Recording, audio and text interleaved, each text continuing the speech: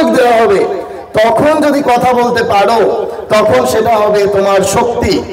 আর যদি কথা বলবার সময় ছাড়া যদি তোমরা কথা বলো তাহলে সেটা হচ্ছে দুর্বলতা। বুঝতে পারছো?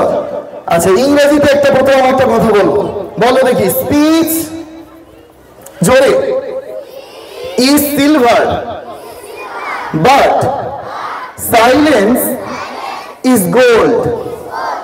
Speech is silver but silence is gold. এর বাংলা কে বলতে পারবে? স্পিচ মানে হচ্ছে কথা বলা, ঠিক আছে? এই যে কথা বলছি, এই কথা বলাটার তুলনা করা হচ্ছে স্পিচ ইজ সিলভার, যে রূপোর সঙ্গে। এটা যদি রূপোর সঙ্গে তুলনা করা হয় তাহলে সাইলেন্স ইজ গোল্ড। এই যে আমরা চুপ করে থাকবো তাহলে কিন্তু আমরা সোনার সমতুল্য হব। রূপোর দাম বেশি না সোনার দাম বেশি? সবাই জানি আমরা। ব্যাস, ভেরি গুড। তাহলে আমরা যদি চুপ করে থাকতে পারি তাহলে